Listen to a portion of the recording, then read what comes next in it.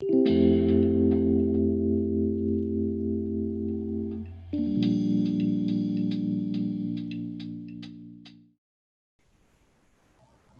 tarde a todos e a todas.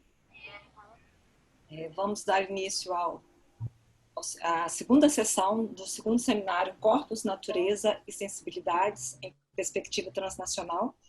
Eu sou Maria Cristina, atualmente coordeno o Centro de Memória da Educação Física, do Esporte e do Lazer, da Universidade Federal de Minas Gerais. Essa ação, né, esse evento, ela está conectada com um projeto de pesquisa que leva o mesmo nome do seminário, que é um projeto de pesquisa coordenado pelo professor Marcos Aurélio Taborda e pela professora Miri Asburinhales. E dentro desse projeto, esse seminário ele entra como uma ação de extensão pela UFMG, que é coordenada por diferentes professores, não só da UFMG, mas de outras universidades, sendo que, de uma maneira geral, esse projeto ele vem congregar pesquisadores de 4 países, que é a Argentina, Uruguai, Brasil e Itália. A gente está muito satisfeito, né, de poder hoje conversar com os nossos convidados, de ter esse momento importante. E a temática de hoje vai ser corpo, ciência e técnica, usos da tecnologia nos processos educativos. E vem congregar essa temática junto com as outras 3, né? Nós já fizemos um primeiro evento em setembro e vamos ter mais 2 para frente, são 4 atividades. Essa atividade ela vem trazer discussões importantes para a gente alcançar o objetivo dessa pesquisa, que é pensar aí formas ou possibilidades de formação demarcadas, de pensar formas de educação do corpo a partir de 3 eixos, né, corpo, natureza e sensibilidades. Eu agradeço a presença de todos, queria dizer que a gente vai ter um formulário que vai ser colocado no chat para as pessoas que quiserem certificado da participação, sendo que todas as pessoas que participarem dos 4 eventos poderá depois, posteriormente, receber um certificado único com toda a carga horária do seminário. Tá? Eu agradeço a todos e passo a palavra para os 2 mediadores que vão apresentar os nossos professores convidados, a quem a gente já agradece a participação, que são os professores Eduardo Gallach e Kátia Braguini. Muito obrigada. Gracias, obrigado Cristina. Un placer saludarlos a todos y a todas, un gusto encontrarnos por acá. Voy a hacer primero una pequeña presentación y después paso la palabra a la invitada y el invitado que tenemos para hoy, a quien ya les agradezco. Como Cristina recién comentaba, este evento forma parte de un proyecto de investigación que tiene 4 líneas de investigación, una referida a el concepto de prácticas en referencia al cuerpo, otra pensando en las cuestiones acerca de la naturaleza, otra pensando sobre la intimidad, y una que tiene que ver con el concepto de técnica, ciencia y cuerpo, que coordinamos junto con Katia Braghini. En ese sentido, como nos propusimos en este segundo seminario, cada uno de esos ejes organizaba un conversatorio y nosotros tomamos la decisión de invitar a Inés Dussel y a Agustín Escolano para que compartan sus reflexiones sobre estas cuestiones. Una cuestión antes de pasarles la palabra tiene que ver con poder entender que este es el segundo seminario que organizamos desde este proyecto, que iría a realizarse por estas fechas, en realidad dentro de unos días, en Uruguay, en Montevideo, pero nos atravesó la pandemia, el COVID, e hizo que ese segundo evento en Montevideo pase a ser un tercer evento, y en este segundo decidimos virtualizar. Gracias a las posibilidades que nos brinda Internet y la nube y demás, podemos encontrarnos hoy acá en este encuentro. Hay por lo menos 4 o 5 nacionalidades o personas en distintas regiones del mundo, y eso también es para celebrar. En lo que tiene que ver con este Zoom, nos encontramos las personas que estamos directamente involucradas con este proyecto, Cuerpo, Naturaleza y Sensibilidades en Perspectiva Transnacional, y también estamos transmitiendo vía YouTube a través del canal del CEMEF, del Centro de Memoria y Educación Física de la Universidad Federal de Minas Gerais. Lo que queremos comentarles es, antes de comenzar, que tienen la posibilidad de realizar consultas, algún tipo de comentario, tanto los que estamos aquí involucrados por el Zoom, como estamos pendientes de las preguntas que pueden hacer a través del chat de YouTube. Sin más preámbulo, quisiera invitar a, bueno, en realidad presentar a la invitada que primero va a dialogar con nosotros, que es Inés Dussel, una querida colega y compañera. Ella es profesora investigadora del Departamento de Investigación Educativa, el CINESTAB, en México, estudió Ciencias de la Educación en la Universidad de Buenos Aires e hizo una maestría en Ciencias Sociales en Flaxo, doctorándose PhD por la Universidad de Wisconsin en Estados Unidos. Dirigió el área de educación de Flaxo y es miembro del comité ejecutivo del ISCHE, del International Standing Conference of History of Education. Y como la mayoría de nosotros sabemos, es autora de numerosos libros, compilaciones, capítulos y artículos que sinceramente iluminan hoy las trayectorias de quienes indagamos la historia de educación. No quiero ponerla como fuente, pero realmente funciona como una buena fuente de investigación. Con un énfasis claro en los procesos de escolarización y la relación entre experiencia moderna, los usos políticos y los sentidos estéticos de la cultura material, y como lo que hoy nos convoca en parte, esa idea de pensar las tecnologías educativas. Aprovecho ya también para presentar a quien va a exponer en segundo orden, a Agustín Escolano, quien es catedrático jubilado de Teoría e Historia de la Educación de la Universidad de Valladolid, licenciándose en Filosofía y Letras en Madrid, y fue catedrático de la Universidad de Salamanca, doctor honoris causa de la Universidad de Lisboa y del Colegio de Doctores de Salamanca. Recibió el Premio Nacional Patrimonio Histórico Educativo en 2017 y es consultor de la UNESCO. Ha sido presidente de la Sociedad de Historia de la Educación y fue miembro del Comité Ejecutivo también del ISCHE. Además de una vasta bibliografía en diversos idiomas sobre cultura material y patrimonio educativo, patrimonio histórico educativo, es creador y director del CEINSE, el Centro Internacional de la Cultura Escolar. A ambos, muchas gracias por prestarnos un ratito de su tiempo y de sus reflexiones.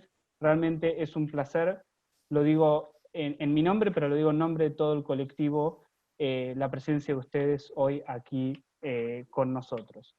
Si les parece, la manera en la cual lo organizamos es cederles las palabras, unos 20-25 minutos de presentación, y después damos tiempo al intercambio de ideas. Inés, ¿querés comenzar? Empiezo. Bueno, en primer lugar, muchísimas gracias. Boa tarde, buenas tardes. Aquí para mí es siempre un placer encontrarme con investigadores en historia de la educación, con Eduardo, un querido amigo, con Agustín, con los colegas brasileños. La estoy viendo también a Paola en Uruguay, bueno, tanta gente muy, muy querida, así que me pone muy, muy contenta. Sin mucha más pérdida de tiempo, paso a compartir algunas ideas y a ver si podemos aquí pasar al PowerPoint. Bueno, podemos ir sino al desktop. A ver, aquí vamos, a ver si ahí se está viendo bien. ¿Sí? ¿Se está viendo bien? ¿Me hacen un gesto? Sí. Sí, se ve bien la... Bueno, yo pensé, para abordar esta cuestión de cuerpo, ciencia y técnica, ¿dónde abordarla? Hay muchos puntos de entrada. Yo el tema de tecnología, estoy trabajando tecnologías digitales y con eso también me fui a ver la historia de las tecnologías visuales en la educación, en la historia de la educación, pero se me ocurrió una entrada que espero que no resulte demasiado distinto de lo que ustedes esperaban, que es pensar un poco lo que llamo la imagen técnica del cuerpo y el cuerpo técnico de la imagen, ¿no? Un poco jugando con las palabras, pero no es un juego retórico solamente, sino que tiene que ver con algo que vengo trabajando desde hace un tiempo, que es tratar de pensar, bueno, cómo el cuerpo, cómo, en este caso la fotografía, pero podríamos decir también el cine, la imagen en movimiento, la imagen fija, han moldeado una relación con el cuerpo, formas del cuerpo, y por otro lado también pensar a la imagen con su cuerpo, ¿no? A la imagen con su materialidad. Entonces, en ese sentido, el cuerpo no es solo el cuerpo humano, podemos decir, sino también es un cuerpo de los artefactos, ¿no? Es esa materialidad de los artefactos. Y empiezo con esta foto, que es una foto que muy, yo diría amorosamente, muy, muy generosamente me pasó Luis Priamo y Abel Alexandre, que es una foto que ellos se encontraron de 1885. Es bastante temprano, hasta donde yo tengo entendido, esto de la foto de grupo escolar, ¿no? Y es una foto muy interesante para mí, que además, ahora voy a contar un poco más, pero estudié los guardapolvos, siempre me interesa mirar los uniformes, las formas en que el cuerpo es representado, pero en principio, entre otras cosas, aquí podemos ver, bueno, estos distintos tamaños, edades, bueno, acá hay un chico, 2 chicos por lo menos, afrodescendientes, o 3 más bien, ¿no? Bueno, digo, no sé, hay muchos elementos muy interesantes para pensar en la fotografía que nos evocan el cuerpo, ¿no? Y en ese sentido también, digo, pensando en esa imagen que se conservó bastante precariamente, podemos decir, no es una imagen que está en realidad tomada de otra imagen, ¿no? No sabemos, no tenemos mucha idea no podemos datarla más que 1885, no sabemos quién la sacó, etc. Pero bueno, me parece que nos da un primer indicio de lo que permite entender, de lo que permite atender, probablemente también diría, sobre el cuerpo el uso de fotografías, ¿no? Y las fotografías son un medio técnico de representación de los cuerpos, ¿no? Quiero también empezar diciendo, bueno, esto que me gusta mucho de una entrevista que le hicieron a Foucault, en El Bello Peligro se llama, en la cual él habla de la mirada presbite. Yo cuando tuve que ir a buscar el diccionario que era presbite, y bueno, es la presbicia, pese a conocerla bastante bien, me resultó muy interesante pensar en esto, bueno, de una mirada presbite y en con esta cuestión de hacer aparecer lo que está demasiado cerca de nuestra mirada para que podamos verlo, lo que está ahí muy cerca, pero a través de lo cual miramos para ver otra cosa, ¿no? Esa idea para mí de, bueno, de esa proximidad, ¿no? De traer las cosas más cerca para poder reorientar un campo general de nuestra mirada y de nuestro saber. Y para mí, en las fotografías es interesante hacer algo de esta mirada presbite, de tratar de traerlas bien cerca para que no se nos escape lo que son, para no hacer transparente, neutro, su propia factura técnica, su propia materialidad, su propia corporalidad, ¿no? Y bueno, y acá obviamente me estoy basando mucho, entre otros, en Walter Benjamin, y entonces desde ahí y desde muchos otros que han hecho la historia de la fotografía, para mí es muy interesante mirar ahí esta presencia de las cámaras, esta presencia de los géneros, de las formas de retratar, que tiene que ver con limitaciones técnicas, pero también con lenguajes estéticos disponibles, con relaciones intermediales de la fotografía, con la pintura, luego con el cine, con otras artes, ¿no?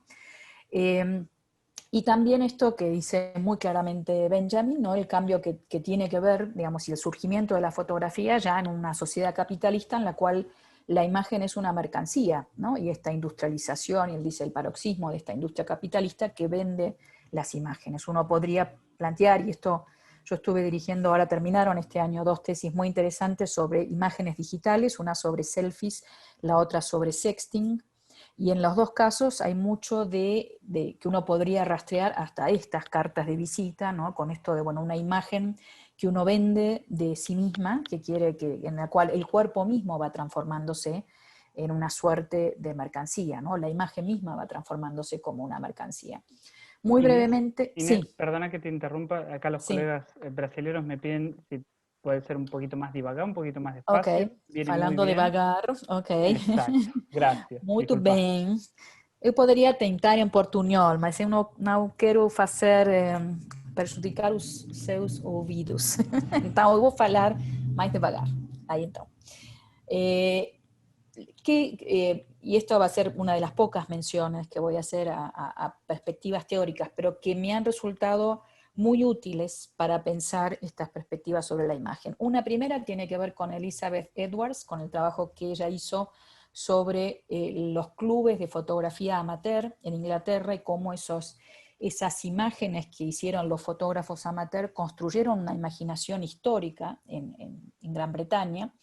Y ella dice, bueno, en esta mirada antropológica, histórica a la fotografía, poder acordarse de que esa fotografía se produjo con una cámara y con un cuerpo atrás, ¿no? Entonces esta idea de que cada vez que vemos una fotografía, tratar de pensarla no como la representación inmediata de lo real, sino precisamente como una producción técnica que implicó una cierta organización, disposición de los cuerpos, una mirada fotográfica, una técnica fotográfica, y en ese sentido esta historiadora de la fotografía, esta antropóloga de la fotografía, que es Elizabeth Edwards, a mí me resulta muy, muy interesante.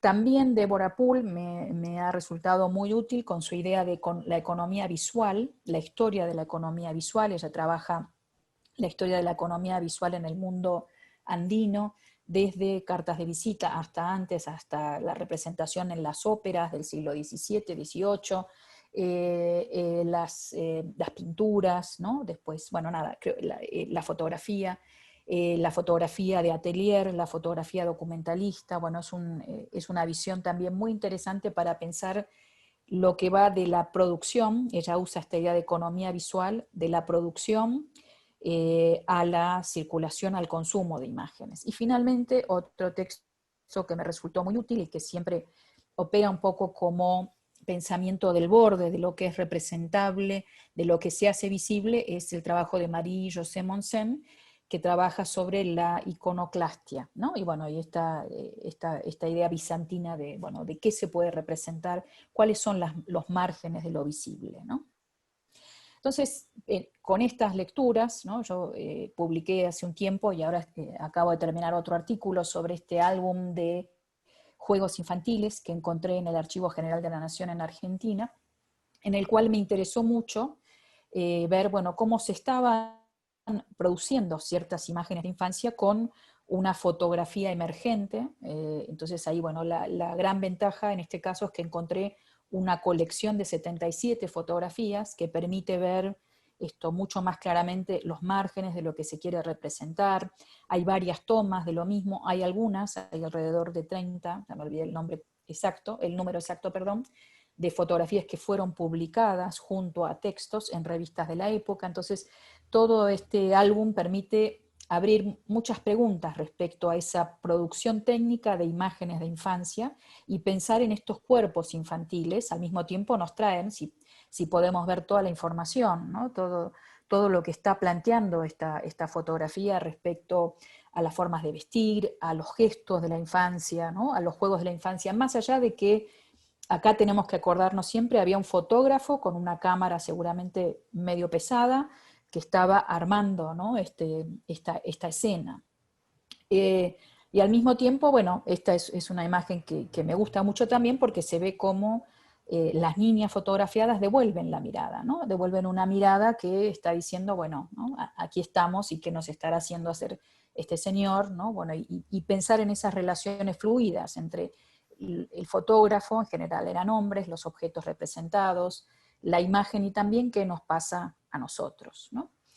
Bueno, acá también, digamos, esto hay que decirlo, cuando uno trabaja con fotografías, tiene que, para ir al encuentro de las fotografías, esto es algo que dice muy bien Luis Priamo, cuantas más textos, cuanto más información en el sentido no solamente de información de datos, ¿no? Sino en el sentido de claves de lectura, ¿no? De posibilidades de intelección, uno pueda traer al encuentro con la fotografía, es mejor. Y bueno, yo vengo trabajando estas imágenes de infancia de fines del siglo XIX, principios del siglo XX, junto con un montón de lecturas que me ayudan a pensar cómo se planteaba en otras geografías, en otros tiempos, espacios, ¿no? Las imágenes de infancia, qué similar, qué distinto. Esta es una foto muy interesante del primer cigarro, ¿no? Entonces también vemos aquí lo pasible de ser representado, las chicas se agarran la cabeza, se ríen, la travesura o qué, pero al mismo tiempo está permitido, es la portada una revista, Buenos Aires, que estaba asociada al Grupo La Nación. Entonces, bueno, interesa mucho ver esto respecto a qué hacen, ¿no? El tema del cigarro en los chicos aparece en varias de las fotografías, ¿no? Quiero detenerme, y creo que me quedan 10 minutos, en una serie que armé yo, que tiene que ver, y esto tiene que ver con estar revisando mi tesis doctoral. Finalmente la publiqué en artículos, pero a ver si publico el libro, y entonces, bueno, vuelvo a mirar las cosas que hice, vuelvo a preguntarme sobre las decisiones que tomé hace 20 años, difícil volver a pensarlo hoy, pero entonces armé una serie que me resultó muy interesante, este ejercicio de imágenes que ya tengo en mi colección, que casi todas provienen del Archivo General de la Nación de Argentina, de niñas o nenas en guardapolvo, ¿no? Y que están posando o que están siendo obligadas a posar en las cámaras.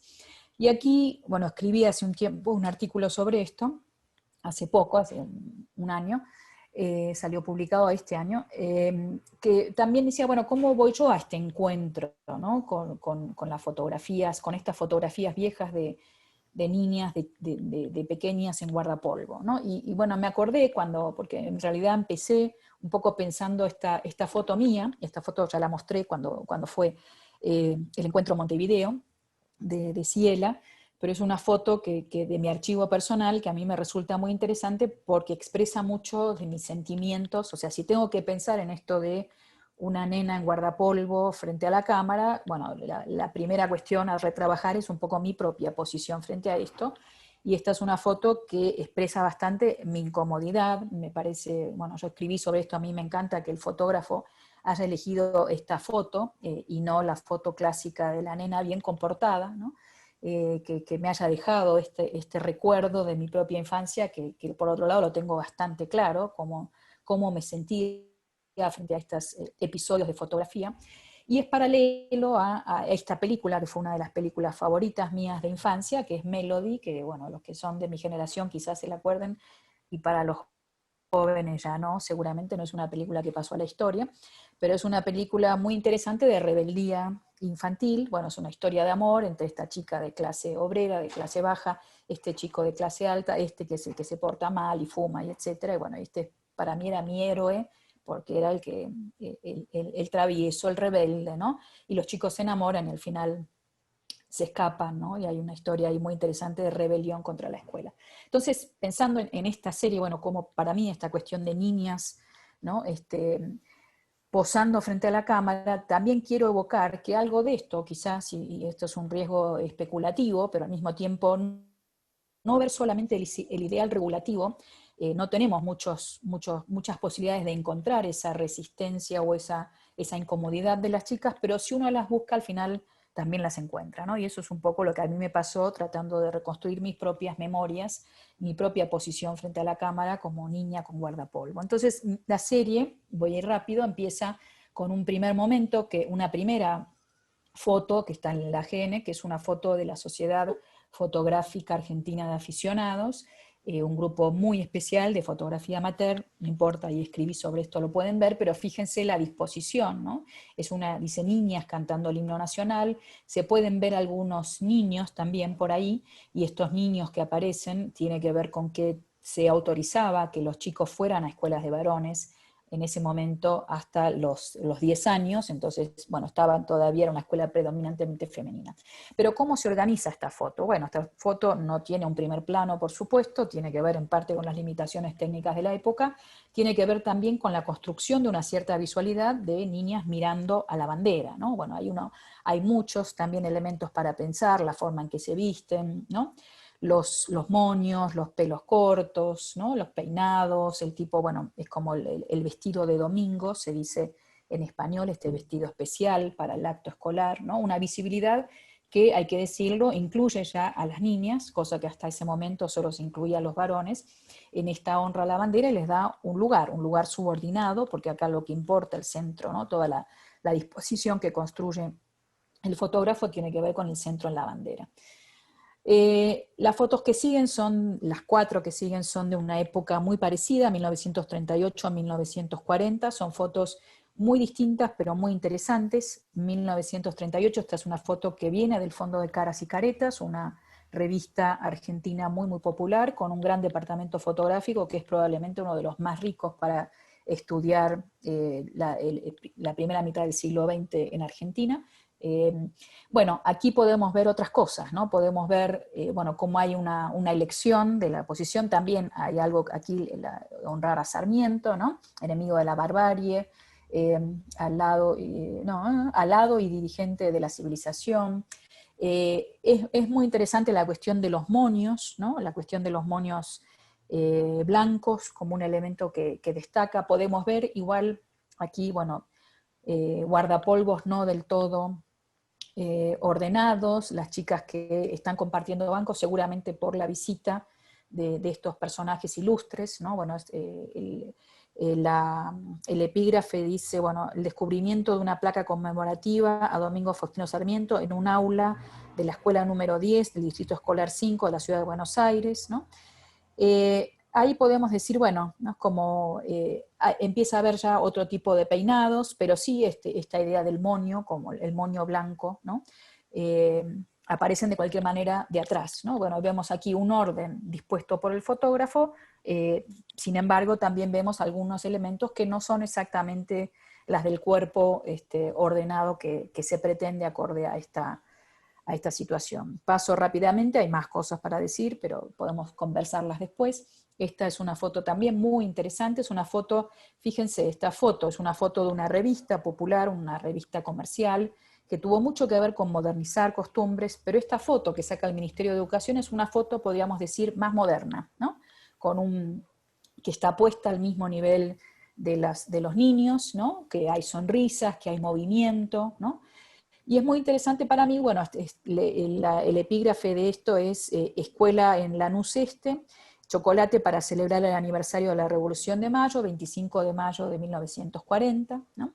Entonces, esta es una foto oficial, sin embargo, el género con el que dialoga, el género fotográfico, la forma de representación de la infancia, es más, entre comillas, está más modernizado que el anterior, ¿no?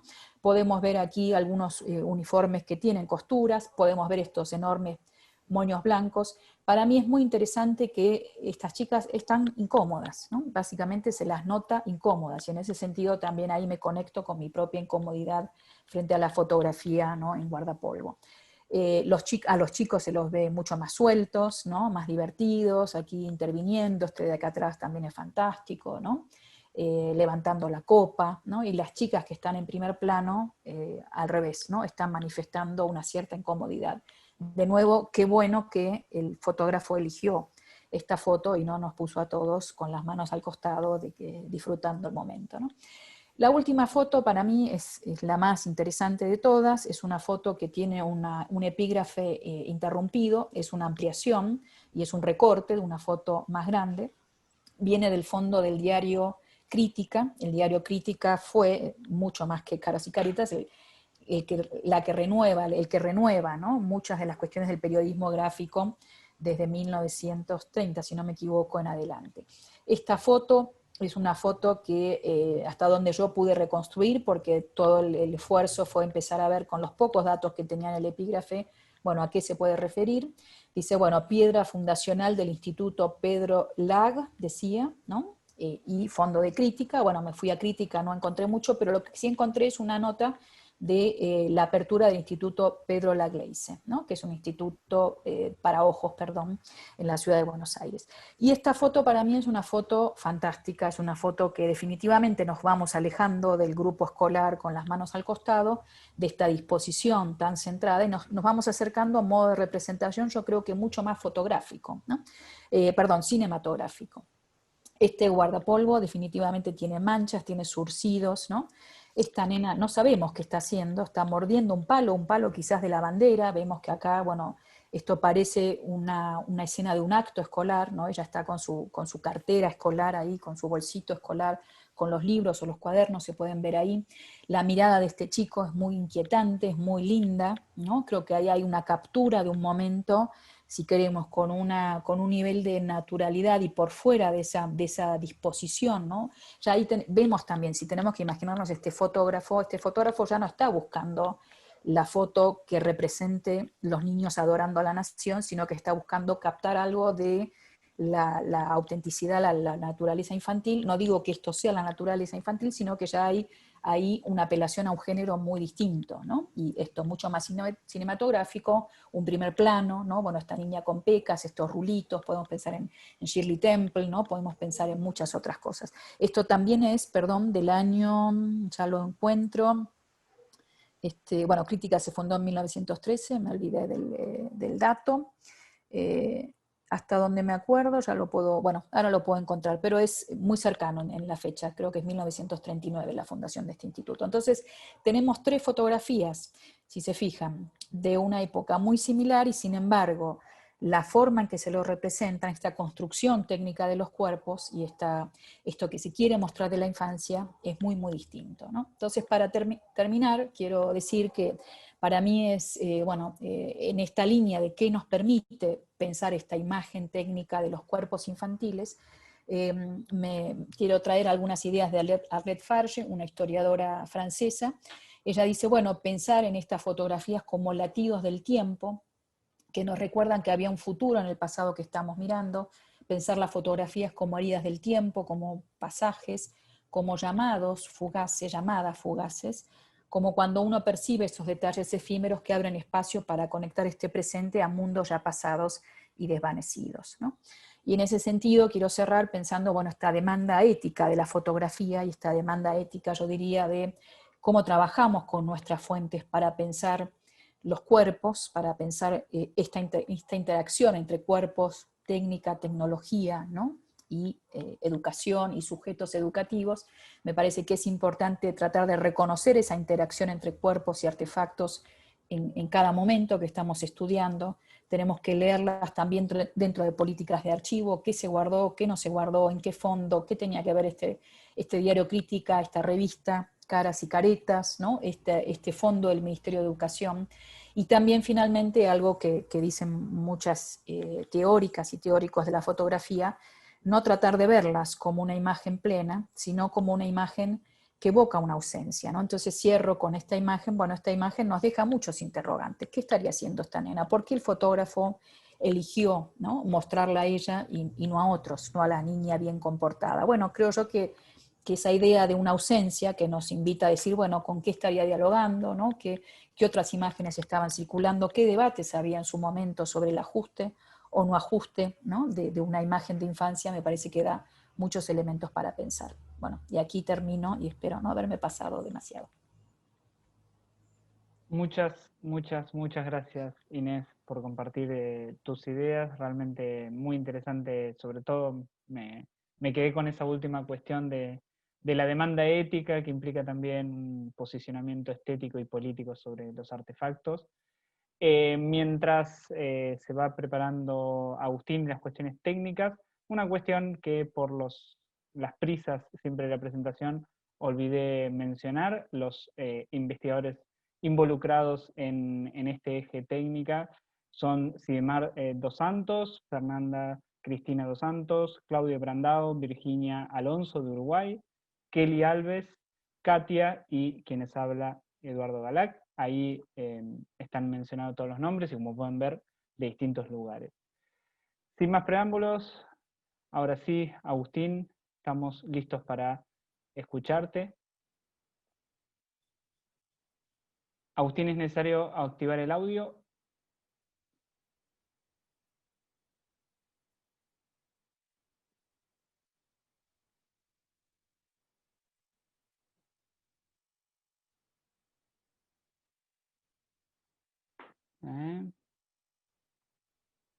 Ahí estamos solicitando activar el audio.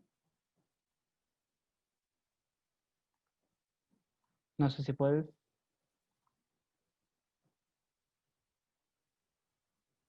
Aquí con nosotros, ¿eh? Gracias. Ahí te estamos escuchando. Sí, obviamente sí. que Bueno, que en una charla sobre técnica vamos a tener problemas técnicos. Estamos, yo creo, en una situación como, bueno, felicitaciones a Inés por su siempre verbo fácil y inteligente construcción a partir del mundo de las representaciones. Bien, decía que al principio con Eduardo he comentado que estábamos en una situación en la que, realmente extrasomática, porque nuestros cuerpos no están presentes, sino están prolongados por la tecnología, claro, que nos hace posible en un grado reciente de evolución resolver los problemas de comunicación que tendríamos si no tuviéramos estos medios que nos asisten ahora, de modo que debemos felicitarnos en ello, ¿no? Bien, yo voy a tratar de, también usando la imagen, no la fotografía, salvo en algún caso, que también es fotografía, pero sí voy a tratar de hacer una construcción con una base iconográfica que se fundamenta sobre todo en los recursos que disponemos aquí en el Centro Internacional de la Cultura Escolar. Y para enlazar con la experiencia, cosa que a mí siempre me atrae mucho, para dejar de ser especulativo en lo que podamos, pues he hecho memoria del CEINCE y he descubierto que efectivamente en el año 2008 tuvimos un coloquio internacional también con el título de Cuerpo, Hermenéutica y Educación, que guarda una afinidad muy grande con lo que ahora se está realmente planteando, que dio origen a este libro, que está también en una imagen para avanzar. Élida, ¿se avanza normalmente sí, con la flecha, sin más? Vamos a ver. Sí, este es el programa de aquel coloquio de 2008 y este es el libro a que dio lugar, ¿no? Los debates que tuvieron lugar aquí en el CEINCE acerca de los imaginarios simbólicos y materiales, un seminario interdisciplinario en el que no solo participaban historiadores de la educación, sino lingüistas, comunicólogos, filósofos de la línea hermenéutica, desde luego, y que fue sumamente sugerente. Bueno, pues retomando un poco esta fuente, he tratado de enlazar buscando una referencia que me ha parecido, mejor dicho, dos referencias que me han parecido muy sugerentes en relación con lo que tratamos, entiendo yo que tratamos de hacer en este conversatorio, ¿no? Uno es una cita también de Foucault, o sea que en cierto modo Foucault es una fuente de recursos tan inmensa que verdaderamente uno se humilla ante este grado de sabiduría enciclopédica. Bien, en una cita al final de Las palabras y las cosas, dice que la primera aproximación empírica al mundo de la vida, este es un concepto de la hermenéutica introducido, como sabéis, por los fenomenólogos del mundo de la vida, bien, se da a través del cuerpo. Una cosa verdaderamente obvia, pero que alguien lo tenía que decir con autoridad, como es el caso de Foucault. Y el cuerpo, es un existenciario, concepto que también he tenido que rebuscar, porque es la primera que leía este término, no viene en los diccionarios, ni nada de esto, pertenece al argot, digamos, de la metodología fenomenológica, y hermenéutica procede de Max Waldmanen, un discípulo de Gadamer. Bien, dice que el cuerpo es un existenciario dotado de espacialidad que se articula en relación con las cosas, con mayúsculas, cosas, hechosas. Efectivamente, entonces el cuerpo está en el núcleo de la triología que podíamos formar, combinando las cosas, el cuerpo y el espacio. Y la espacialidad. Es una manera también de aproximarnos empíricamente a los temas que aquí se están suscitando.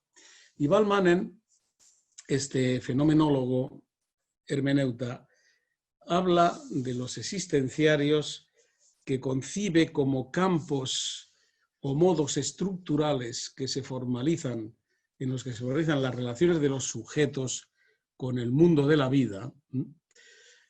Los existenciarios que se pueden descubrir del cuerpo en torno al mundo de la escuela y más ampliamente de la educación son 4. El primero, la propia corporeidad, es decir, el propio cuerpo como sujeto. El sujeto es la base física de la subjetividad sin la cual no tendría sentido ni la escuela ni la experiencia humana, evidentemente, ni siquiera tampoco, claro, este conversatorio que tenemos aquí, cuerpo. El segundo existenciario es la especialidad, la espacialidad, o condición material que fundamenta las arquitecturas vividas, sin cuyas estructuras la educación formal se disolvería también, es decir, no tendría cuerpo tampoco.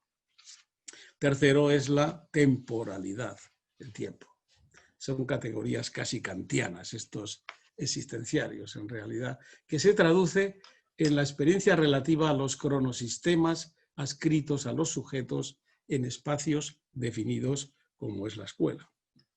Y cuarto y último, la relacionalidad, que vendría a plasmarse en las interacciones espontáneas y rituales que operan como forma de sociabilidad en los espacios atribuidos a la formación, es decir, en las escuelas. Pues bien, tomando este punto de partida como modo de estructurar mi intervención, he tratado de recoger para cada uno de estos existenciarios una serie de imágenes que pueden expresar de manera intuitiva, ¿no?, y plástica cómo la escuela contribuye a la construcción del cuerpo, si se quiere, escolarizado, pero en definitiva del cuerpo. Bueno, cuerpo sujeto. Este es un cartel que editó el Ayuntamiento de la ciudad de Barcelona en el año 1930 y que yo he calificado del primer cartel de marketing acerca de la escuela. Si os fijáis, los niños, niña y niños que aparecen dibujados en este cartel, que es obra de un artista muy considerado en la época, Ricardo Piso, modernista, renovador de la plástica, de la estética. Bueno, los niños aparecen diseñados conforme a atribuciones propias del alumno ya escolarizado. Digamos que esta imagen expresa la transformación que se opera cuando el niño pasa de ser niño solamente a ser escolar. En estas dos imágenes seguidas que os ofrezco, podemos ver una comunidad rural a la derecha, son de la misma época, década de los años 20, el otro es el año 30, pero prácticamente es la misma época en términos historiográficos. Es una comunidad rural donde los niños son niños, no han sido aún escolarizados y visten y se comportan y gestualizan de la misma manera que lo hacen los adultos que les acompañan en esa sesión de convivencialidad que ahí se ve. Bueno, y a la izquierda podemos ver una imagen de niños callejeros, abandonados a la calle, también sin escolarizar, de la culta ciudad de Salamanca, que por los años 1920 aún exhibía estos indicios iconológicos de su desarrollo cultural, a pesar de su vetusta universidad. Bueno, el paso, claro, de esta imagen a la que os he mostrado al principio supone, diría yo, una especie de metamorfosis antropológica que transforma al niño, al menor, en alumno o escolar. Y esta transformación, esta metamorfosis, implica también una nueva construcción del cuerpo. Los cuerpos son distintos en unas imágenes o en otra. Aquí hay dos grabados de la editorial Calleja, una de las más importantes en el ámbito escolar en España, en los que a finales del siglo XIX, ya cuando el proceso de escolarización ha comenzado a despegar y alcanza a tasas de infancia bastante amplias, ¿no?, el editor quiso mostrar cómo a la edad de los 6 años, edad de ingreso en la escuela, se inicia esta metamorfosis que antes decíamos de los cuerpos. ya tengo 6 años, le dice el niño a su abuelo, se supone, ¿no? Es más anciano que el padre. Y cuando regresa de la escuela, que ha ingresado, al niño que no asiste a la escuela, no asiste, le dice que se entretiene en juegos y en otras actividades que no son propiamente escolares, le dice, vengo de la escuela. Aquí hay un salto, ¿verdad?, entre ir o no ir a la escuela, que afecta también a los cuerpos que antes de ser metamorfoseados por la institución escolar, como sucede en esta imagen del conocido cuadro de Bruegel el Viejo del principios del siglo XVII, los cuerpos andan mezclados sin adoptar las atribuciones o características que definirían en cuanto a corporalidad a los alumnos, es decir, a los sujetos escolarizados. Esta imagen creo que es conocida por todos. Bien, esto es la primera metamorfosis que quería yo destacar. Luego, la escuela contribuye a la construcción del cuerpo, primero explicando el cuerpo en sus dimensiones físicas, anatómicas y funcionales como objeto curricular.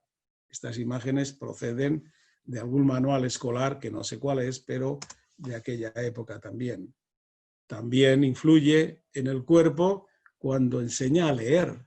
Los gestos que hacen estos 5 niños para vocalizar, para expresar las vocales, están naturalmente induciendo una cierta disciplina, digamos, corporal puesta al servicio de los aprendizajes. Lo mismo diríamos de la historia, ya fuera silenciosa o fuera oral o colectiva, igualmente pone en juego los cuerpos, o de la escritura, las habilidades grafomotoras para poder aprender el arte de escribir, o la actividad interna de las clases con los juegos y demás acciones, o el mismo acto de enseñanza que polariza la atención de los sujetos hacia el maestro, que prolonga su fisicalidad con el puntero extrasomático, otro logro de la evolución, digamos, ¿no? O esta imagen del maestro que enseña también a leer con una pizarra que parece actual casi, si parece electrónica, y los niños que siguen con atención desde los pupitres, los sujetos sedentes de los que habló Marcelo Caruso, recuerdo, en uno de sus trabajos se continuaron la invención del aula que hizo junto con Inés Dussel hace ya unos años, ¿no?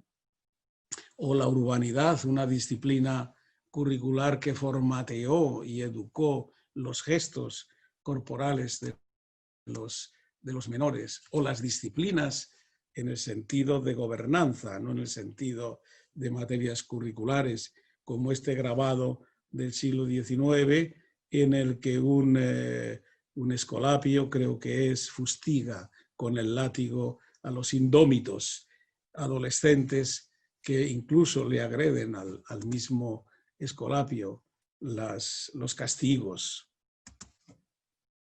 Esta es una imagen que muchos de vosotros seguro que recordaréis del Museo de Montevideo, ¿no?, en el que se muestran en figuras de terracota diminutas y en vitrina las diferentes formas de castigar. Yo un día le pregunté a nuestro amigo Gabriel Scagliola si esto era para no hacerse o era más bien para mostrar cómo se hacía realmente el castigo, cómo se ejecutaba el castigo. Porque un ingenuo visitante del Museo de Montevideo podía muy bien confundirse y pensar que lo que el museo estaba mostrando al público eran las formas en las que se deberían ejecutar las disciplinas de gobierno del cuerpo. Bueno, es decir, la escuela, la corporalidad, el sujeto, es el primer existenciario que la escuela cubre con todo este tipo de funciones y otras más, ¿no? La segunda es la espacialidad, el hábitat, digamos, en el que el cuerpo se inserta. el ecosistema, en realidad, que se configura al tomar contacto con la escuela. La escuela es un templo del saber, como se ha dicho metafóricamente, que destaca del resto de los edificios de una ciudad o de una villa, de una localidad rural, en el que el niño ingresa y en cuyos espacios internos y externos desarrollará su propio esquema corporal, porque allí continuará las actividades que ha desarrollado antes en su etapa de educación doméstica. Cuando entra al patio interior y juega con sus pares, interacciona con los muros y los espacios en los que se articula esta estructura arquitectónica específica que es la escuela. Y la bancada escolar. Este es un objeto fundamental. Esta imagen procede del Museo de Historia de la Educación de la Universidad de Huelva y muestra una escuela, un aula a sujeto vacío. Aquí no hay sujetos, pero hay un sujeto implícito, evidentemente, que es el sujeto sedente al que antes nos referíamos. Los cuerpos de la infancia tendrán que soportar aquí, solamente en el ciclo de la educación obligatoria, en torno a 8 o 10.000 horas de estancia, de insolación escolar, un término que utilizó hace muchos años Pedro Rosselló, el que fue el director del BIE de Ginebra, ¿no? La insolación. Aquí los niños estuvieron sujetos por reglas higiénicas y ergonómicas del trabajo escolar, convivieron con sus pares, una convivencia que difícilmente olvidarán. Todos recordamos la persona, el niño que nos acompañó a un lado del pupitre, y estas materialidades de la escuela, evidentemente, contribuyeron así a formar los cuerpos, ¿no? Esta imagen de una escuela de principios del siglo XX de la ciudad de Valencia, en la que aparecen los sujetos, los niños, también con uniforme, ¿verdad? También con vestimenta uniformada, en una institución protegida por el gobierno de la Diputación Provincial de allí, bien alineados, correctamente sentados, disciplinados, maestro enfrente, todos los muros del espacio o decorados o ilustrados con símbolos patrióticos, como el caso del rey Alfonso XIII y su ilustre señora, y las láminas didácticas con que se cubría todo el espacio en ese tipo de estrategia de horror vacui que existe en la decoración de las escuelas. Todo ha de ser decorado, ilustrado, utilizado en beneficio de la formación. Los objetos como la linterna mágica, la esfera, las vitrinas con los diferentes materiales que se usan en la enseñanza escolar. O esta otra escuela, un siglo después de nuestro tiempo, es una escuela sevillana del año 2006, en la que ha cambiado totalmente la geometría de la clase. Aquí los niños y la maestra se sitúan al mismo nivel, están en formas colectivas organizadas de manera interactiva. Lo del horror vacui sigue siendo una tendencia también actual en las escuelas. Esta otra escuela, en la que las niñas en un colegio religioso se ordenan, todas se alinean de manera metódica y organizada, con un frontal de la clase que parece un altar, parece una iglesia, con elementos también religiosos y patrióticos.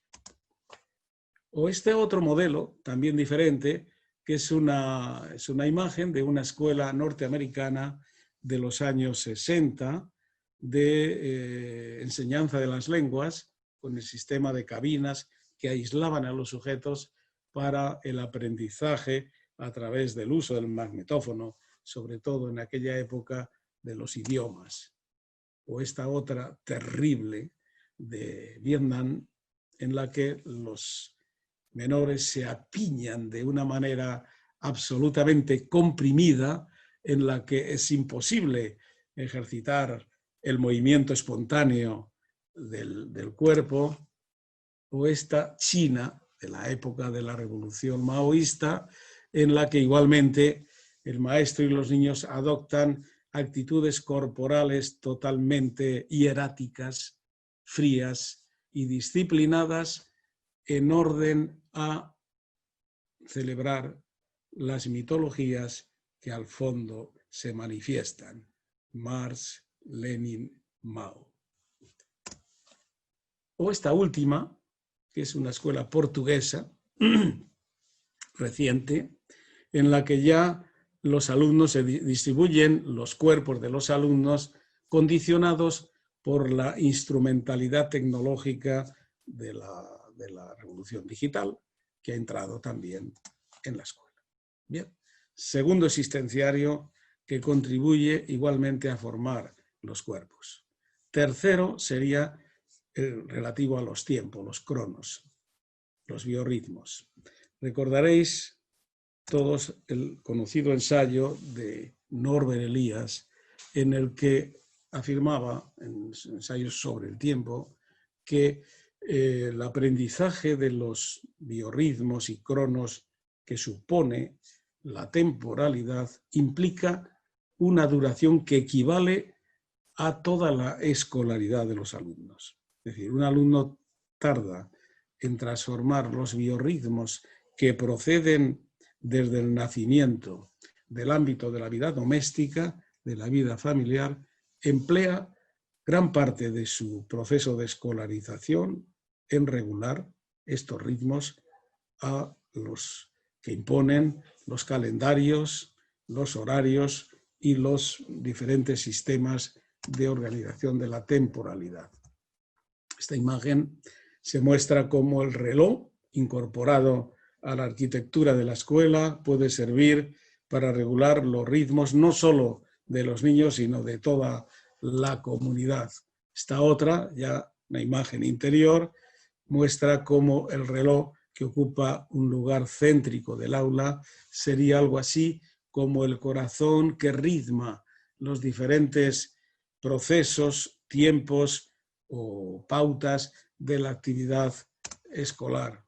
Igual que este último, que ya anuncia que pronto el niño que lo mira va a poder salir al recreo, va a poder salir a liberarse espontáneamente de los corsés de la temporalidad impuesta. Este otro, de una conocida imagen de las escuelas mutuas de París, en el que el reloj igualmente ocupa un lugar central que sirve para regular los tiempos y movimientos en los que se articuló la conocida sistemática de la enseñanza mutua, que todos conocemos. O este otro, que es muy curioso, os quiero llamar la atención, es una imagen de 1912, es una escuela de Madrid muy conocida, la institución de La Paloma, en el que la arquitectura interior del espacio de la escuela está dispuesta en torno al eje central de un pasillo que sería como un sistema de compuertas de un río. No hay que olvidar que currículum viene de cursus, y cursus es un río, claro, es una afluencia que aparece interrumpida en las puertas que advierten del paso de un grado al otro en el sistema de enseñanza graduada. Paso al 5º grado, leo yo aquí, y al fondo paso al 6º grado, paso al 7º grado, etc. Es decir, que cada puerta del espacio articularía un poco la esclusa de un canal que permite traspasar de un nivel a otro. Y luego cada uno de los niveles, si os dais cuenta, están también ilustrados por dos elementos que afectan al tiempo. El calendario, del cual arrancamos cada día una hoja, el paso de los días, y el reloj, que marca las horas de la programación de la actividad escolar. Esta es una imagen muy interesante de considerar. Finalmente, el último existenciario sería el de la relacionalidad o sociabilidad. Los niños, los cuerpos de los niños en la escuela se nos muestran, por ejemplo, en fotografías como esta, que responderían a lo que pudiéramos denominar, tomando la expresión de Durkheim, las reglas de la sociabilidad mecánica. Cuando uno dice, voy a hacer una foto de familia a un colectivo de cuerpos como este, los niños espontáneamente, sin pensarlo, se disponen de esta manera. Los menores delante, los intermedios detrás y los más avanzados en la última fila. Y en el centro, la maestra, la profesora. Esta es una especie de iconografía, de escenografía, que se repite mucho en las imágenes que se conservan de la historia escolar. O esta otra, que es muy sugerente, porque pertenecen las dos imágenes a un día de exámenes en una comunidad rural, parece que es de 1917, y esta es una imagen de 1985. Es decir, hay entre una y otra casi un siglo de diferencia. Pero cuando los niños se fotografían, se disponen también, siguiendo las reglas de la sociabilidad mecánica de Durkheim al que aludíamos anteriormente, se disponen espontáneamente para hacerse la foto, ellos mismos se organizan como queriendo reproducir de manera no consciente la estructura graduada de la escuela, desde los primeros a los últimos cursos. Aquí igualmente, ¿no? Otra iconografía interesante. El cuerpo. Las imágenes relativas al género. Bueno, las anatomías escolares, esta es una de ellas, de 1920 aproximadamente, muestran los cuerpos del hombre y de la mujer con prejuicios manifiestos en los que el varón aparece de manera púdica, digamos, mientras la mujer se muestra en todas sus carnes. Bien. Fijaros, esta imagen os va a sorprender porque es del año 2002 y casi os pediría participar en la interpretación. Yo hago una interpretación que me parece bastante obvia, pero no sé lo que pensáis vosotras y vosotros, ¿no? Veréis aquí, en este libro de Ciencias Naturales que edita el Ministerio de Educación de Guatemala en el año 2002, aparece un niño y una niña, ¿no? El niño tiene un cerebro con redes estructuradas, complejo, que puede pensar, La niña lo tiene plano. Bueno.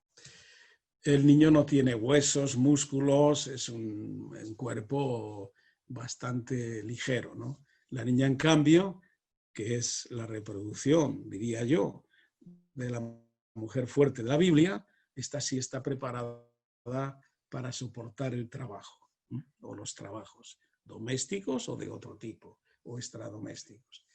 Esto a mí me parece escandaloso, que hoy, en 2002, se pueda presentar un libro de ciencias naturales por un Ministerio de Educación de Guatemala o del país que sea, ¿no?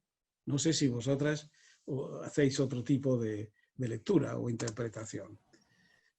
Los manuales de urbanidad, relaciones de género diferenciadas, también para los sexos, y esta otra imagen que a mí también me ha llamado siempre mucho la atención, es un libro de lectura de la editorial Sopena, en el que se presentan en portada cuerpos de niños de diferentes etnias, diferentes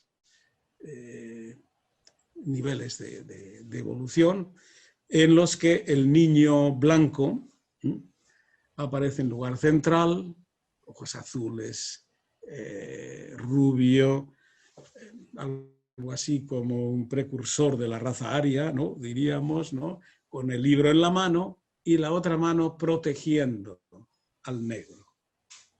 Los otros, que son espectadores, parecen más bien sujetos exóticos que acaban de emerger de del fondo, digamos, de la selva casi, ¿no? Esta es una escenografía igualmente muy, muy interesante. Bueno, pues esto es lo que quería, no sé si me he excedido en el tiempo, es lo que quería mostraros como contribución desde aquí, desde el CEINCE, con este juego caleidoscópico de imágenes que muy bien ilustran, a mi entender, un poco cómo la cultura escolar ha contribuido a la construcción del cuerpo escolarizado. Por mi parte, nada más por ahora. Hola, Kenia.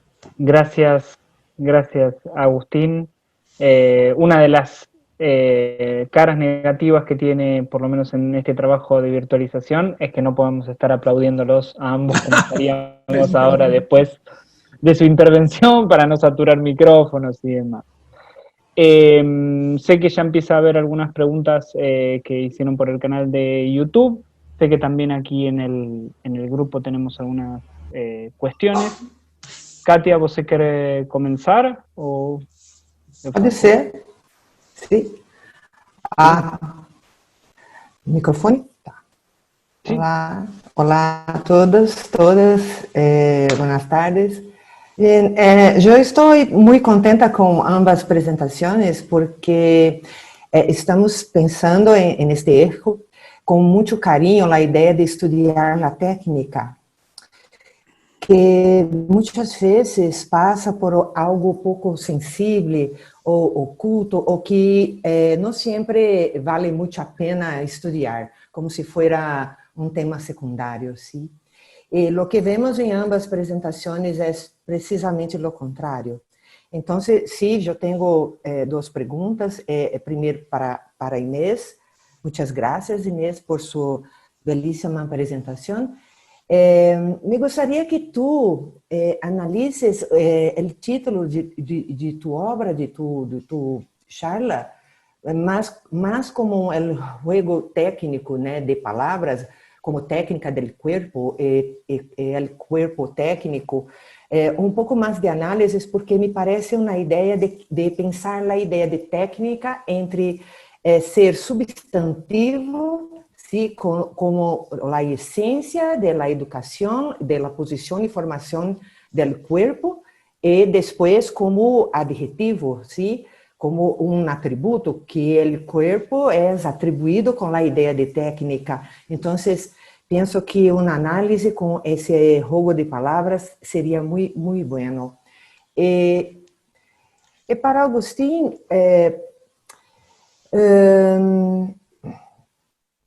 quisiera que por su entendimiento señale las cuestiones, por favor, metodológicas sobre el uso de objetos para ascender a la experiencia, como tanto tú hablas en tus escritos, en tus últimos artículos, ¿sí?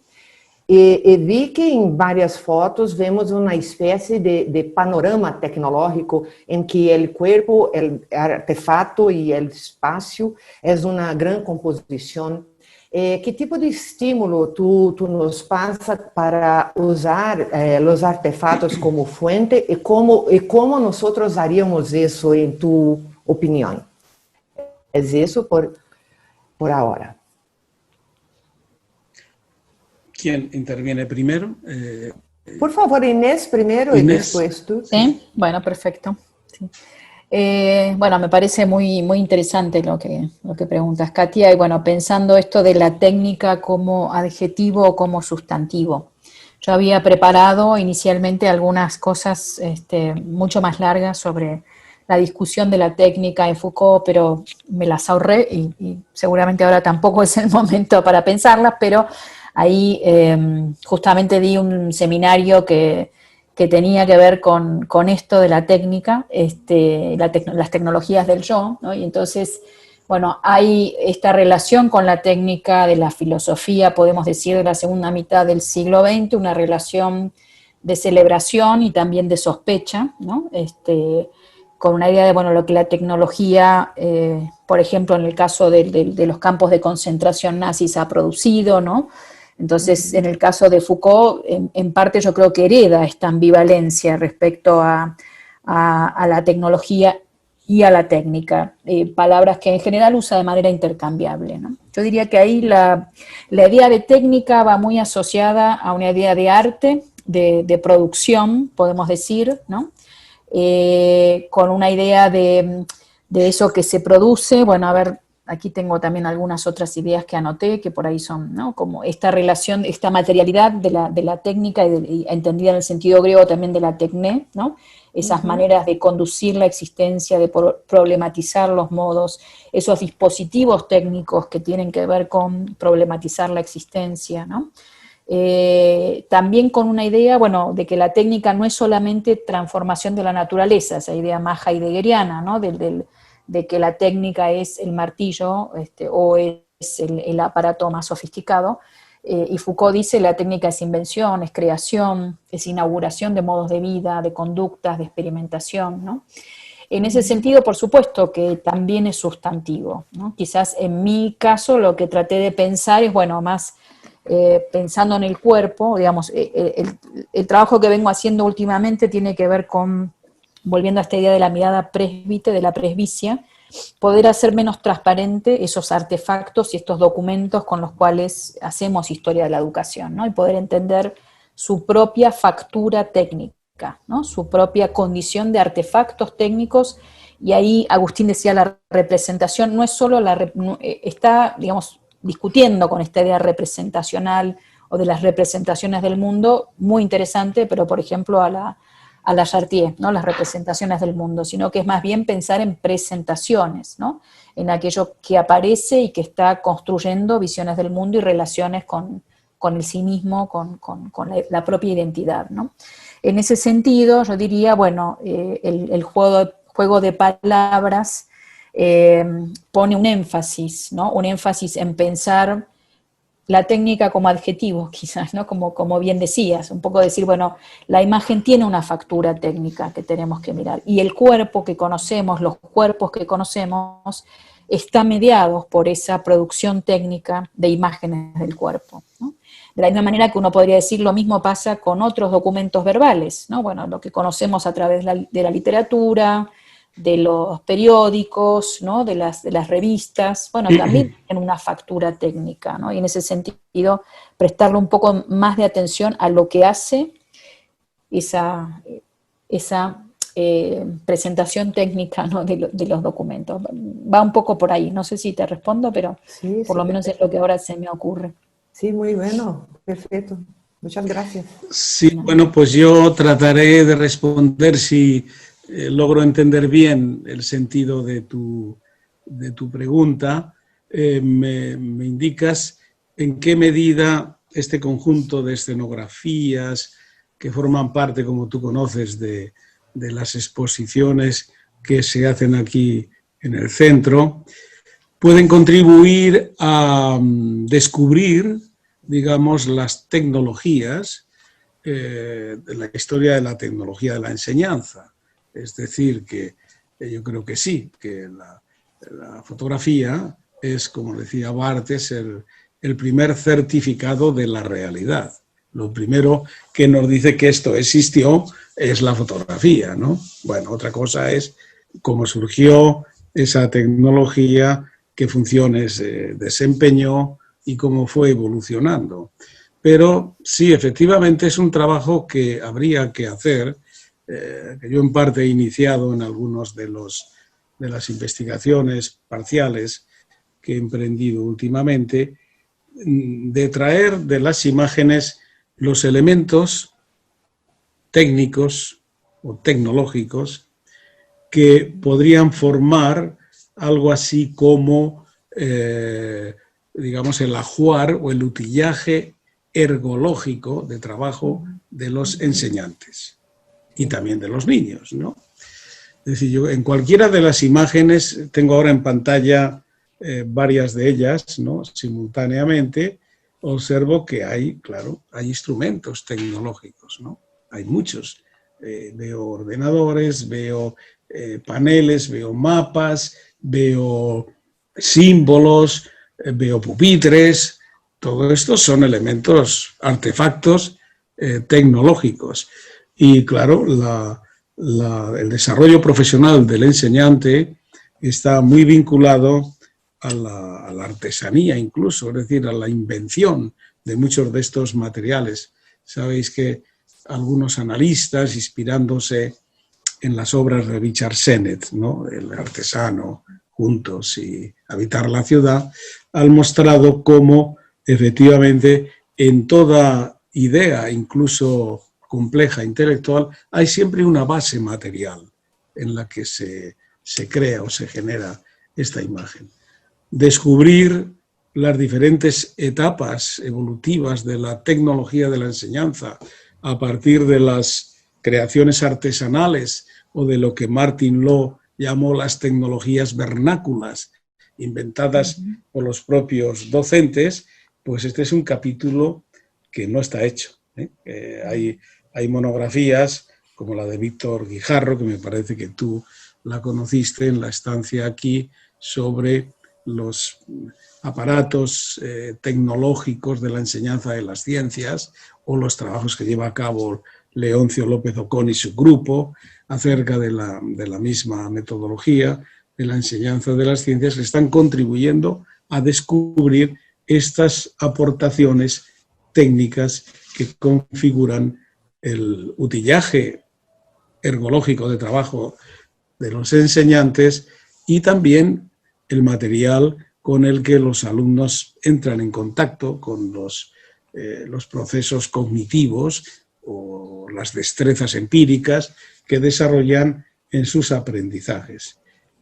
Creo que esta presentación que sugiero aquí de la cultura empírica de la escuela está llamada, desde luego, a desarrollar este capítulo sobre la historia de la tecnología, de la enseñanza. Tecnología en un sentido que incluye la fase artesanal, digamos, de esa tecnología y las últimas adquisiciones materiales que contribuyen a esta cultura material. Sí. No sé si esto te responde a lo que me preguntabas o no estoy seguro. Sí. Ahora no te oigo, fíjate. Se me ha ido... No, ahora, sí. Está Katia con el, el micrófono desligado. Muda. Sí, sí, está muy bien, porque después paso otra pregunta. ¿Sí? Perfecto. Bien. Tenemos una pregunta del público, el querido Pablo Toro Blanco de Chile, que aprovecho a mandarle un fuerte abrazo. Para Inés, en este caso, pregunta de qué manera sería posible notar la relación afectiva entre los cuerpos infantiles y la materialidad circundante, pensando cómo ésta incide sobre ellos. Y como dicen los colegas acá brasileros, voy a pegar carona, voy a subirme al carro y voy a esbozar una pregunta, un comentario de mi parte sumado a lo que dice Pablo. Quizás estoy un poco influenciado porque esta semana tuvimos el segundo Seminario Internacional de Patrimonio Científico. Digo tuvimos, en realidad lo organizaron acá Katia, Kazumi, Munakata y demás colegas, estuve participando en una mesa, y una de las temáticas recurrentes que aparecía ahí era el concepto de artefactos escolares o artefactos culturales. Un concepto que aparece en algunos momentos de su obra, sobre todo, digo, en la obra tuya, Inés, y en la de Agustín, cuando ambos piensan esta cuestión del giro material de la historiografía, ¿no? Mientras estabas desarrollando, me acordaba una parte de un texto tuyo, Inés, ahí en el texto, relativamente reciente texto de Nico Arata y Pablo Pinó de Educación en Latinoamérica, en el cual hablas de que la escuela, pero también los agentes, los profesionales, los directivos, los estudiantes, son productores de sus propios artefactos, o de, como decía recién Agustín, esas tecnologías vernáculas, ¿no? Como respuestas técnicas. Y entonces me parecía interesante retomar esta idea de los artefactos culturales, más que nada para separar cierta cuestión que es del orden de el mundo material, o sea, ese giro material implicaría separar los objetos como tal, su materialidad, de los usos, de las técnicas que las convierten en artefactos. Y entonces, para terminar este comentario / pregunta, aparece como cuestionamiento esta idea del lugar del cuerpo y de la naturaleza en las técnicas que proponen estos artefactos escolares. Porque, por ejemplo, tanto Inés con las fotografías como Agustín con las imágenes, yo pensaba, bueno, sí, la cámara es un medio técnico de la fotografía, pero también el cuerpo es una técnica de la cámara fotográfica, si se me permite el juego de palabras, ¿no? O sea, la cámara precisa del cuerpo para poder desarrollarse como técnica. Algo por lo menos que en mis trabajos sobre cine es más claro porque el cine es un conjunto, por lo menos antes de ser digital, era un conjunto de imágenes que sin el medio técnico del hombre de pasarlos a intervalos regulares no tenía mucho sentido. Y entonces, para cerrar esta pregunta, parecía interesante preguntarles por, vamos a decirlo así, los bordes de lo documental y lo ficcional en las imágenes o en las láminas que desarrollan. Porque aparecía, por ejemplo, que me parecía interesante, una suerte de meta-imagen en las fotos que mostraba Inés con imágenes detrás, ¿no? Esas famosas láminas escolares. Y entonces, ahí dónde está lo ficcional, dónde está lo documental de la imagen y dónde está lo ficcional, porque hay también una puesta en escena, vos lo dijiste muy bien. Lo mismo en los grabados y en las distintas cuestiones que fue mostrando Agustín. Por ejemplo, me quedó patente eso de, no me acuerdo si era un museo de Huelva, no me acuerdo qué imagen mostraste, pero sí, era eso, era una foto que mostraba en realidad las imágenes, y entonces ahí hay una cosa de las fuentes que me parece interesante de pensar el lugar de lo documental y lo ficcional que tiene necesariamente este tipo de artefactos culturales. No sé. Sí. Inés, capaz que preferís empezar por la pregunta de Pablo. Sí. Pero bueno, no sé si Agustín, ¿quieres empezar ahora? O no. Responde a bueno, Pablo, okay. Sí. Y ahí vamos viendo. Saludos Bueno, en a relación Pablo sí, saludos a Pablo, eso. Y decía, bueno, en realidad el que mejor puede responder a esta pregunta es Pablo, que viene trabajando en la historia de las emociones y los afectos mucho más que yo. Pero él dice, bueno, ¿de qué manera sería posible notar la relación afectiva entre los cuerpos infantiles y la materialidad circundante, pensando cómo ésta incide sobre ellos? Bueno, yo ahí creo que lo que hay que pensar, me cuesta mucho responder esta pregunta sin pensar en los registros que tenemos, ¿no? Y bueno, y ahí, no sé, por ejemplo, la historia de las emociones tiene mucha discusión respecto a las fuentes, ¿no? Bueno, ¿qué fuentes tenemos disponibles? ¿Qué registros tenemos disponibles? ¿Se puede entender una emoción en la fotografía? Uno puede decir que sí, y además incluso una de las primeras series ahí fotográficas más interesantes es esta que le pide Charles Darwin, en su libro sobre las emociones, ya me olvidé el nombre, pero bueno, que saca fotos y es muy interesante y muy distinto a como nosotros hoy pensaríamos esto, ¿no? Que era, bueno, que un niño grite y llora, y un actor que grita y llora, y entonces, ¿no? El gesto del enojo, y de eso él trata de sacar una lectura evolutiva, sería, digamos, esta idea de lo posado, para Darwin y para el fotógrafo Reclander, que lo hace, no generaba los problemas que puede generar para nosotros, ¿no? Y tiene que ver con una forma, con un estatuto de la fotografía, podríamos decir, muy distinto, y también de discursos científicos, de posibilidades técnicas, muchas cosas están ahí. Entonces, estoy dando un rodeo, pero yo diría, bueno, cómo pensar en esa afectividad de la infancia respecto a la materialidad circundante, creo que hay que interrogar mucho, y eso se vincula a lo que pregunta Eduardo, bueno, con esos registros que tenemos disponibles, ¿no? Y la fotografía yo creo que hay que creerles y dudarlas simultáneamente, ¿no? Para mí hay que tomar una posición que tenga que ver con reconstruir todo lo que se puede de su vida material, de sus condiciones de producción, de sus condiciones de archivo, ¿no? Bueno, ¿por qué fue guardada? Esto era signo de qué, cómo era entendido, y me parece que eso es parte de la propia fuente, no es que va por afuera, ¿no? Es parte de cómo fue incorporada y las capas de sentido que va tomando una fotografía. Estas son las emociones en 1870, en 1910, en 1950, y de hecho en la serie que presenté hay algo de eso, ¿no? Bueno, como unas una idea de fotografiar, de dejar de documentar una vida infantil, entre comillas, natural, auténtica, ¿no? O quizás con la cara como me sacó a mí el fotógrafo, pero estas niñas de 1940 no muy contentas de estar siendo ahí con sus moños, y como que, ¿qué estoy haciendo aquí? ¿No? Un poco la fotografía esa me gusta mucho, la del Ministerio de Educación, con el chocolate, diciendo, no tengo muchas ganas de estar aquí. Y me parece que eso logra transmitirlo, esa fotografía, de una manera que otras fotografías no transmiten, ¿no? Entonces también creo que hay que hacer más singulares y específicas estas búsquedas, ¿no? ¿Qué fotografías en el archivo, qué relatos en la literatura permiten o no permiten acercarse a algo de esa vida afectiva? Y por supuesto uno podría decir, no es solamente la vida afectiva, no es solamente la resistencia o el rechazo. Puede ser también la obediencia, la adhesión, ¿no? El orgullo de ser parte de esta gran colectividad nacional. Entonces me parece que también hay que hacerlo siempre con una cuestión muy reflexiva respecto a lo que estamos esperando encontrar, ¿no? Me parece que ese es un asunto que para mí se juega mucho.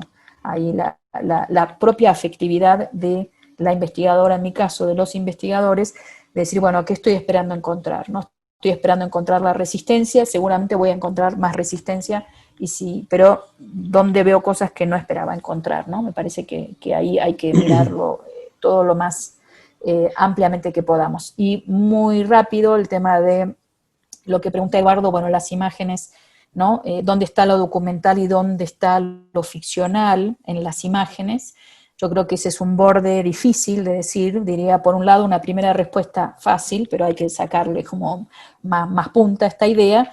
La imagen siempre tiene una verdad, ¿no? La imagen siempre tiene una verdad, así sea posada, así sea mentirosa, ¿no?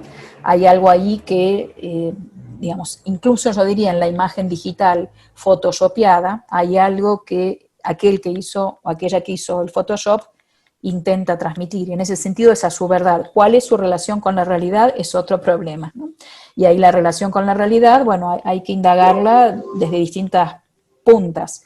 Yo escribí un texto hace un tiempo que está publicado en la revista española de Historia y Memoria de la Educación, que es que sobre estas imágenes de los nazis, de un campo de concentración, de un campo de trabajo en realidad en Westerbork, que es una película propagandística de los nazis, y que bueno, que básicamente uno puede decir es mentira, ¿no? Es una propaganda que estaba tratando de ocultar todos los crímenes que hacían. Y sin embargo, ahí pegándome, yo diría, yendo muy de la mano del trabajo de Harun Farocki con estas imágenes, digo, bueno, hay algo de verdad, incluso en esas imágenes nazis, que lo que quieren hacer es su propia propaganda, ¿no? Hay algo de verdad. Entonces ahí el concepto de lo ficcional y lo documental, me parece que hay que ponerlo a trabajar junto con otras preguntas. No es lo mismo una imagen documental que una ficcional, ¿no? Por supuesto hay un ¿cómo se dice? Hay un pacto, ¿no? Hay un contrato de lectura diferente y hay un contrato de que nos tienen que presentar la realidad diferente, pero aún las imágenes ficcionales pueden tener verdad, ¿no? No diría que no. Y las imágenes documentales, bueno, también sabemos esto, que están posadas, ¿no? Que tienen una intencionalidad que no es solamente, que no hay representación transparente de la realidad. Eso diría. Muchas gracias, Inés, por el comentario. Agustín, otra vez me parece que tenemos problemas técnicos con el micrófono. A ver. Agustín.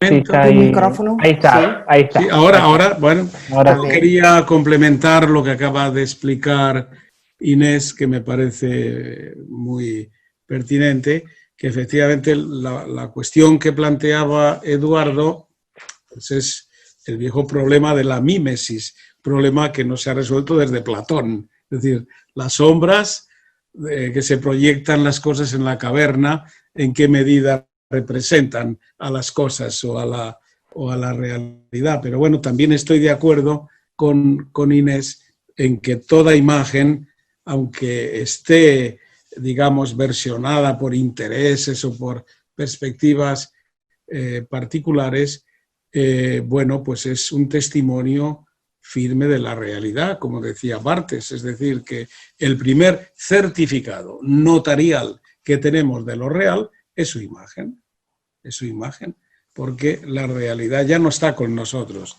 Ahora, ¿cómo darle más validez, si se quiere, a la lectura, a la interpretación de la imagen?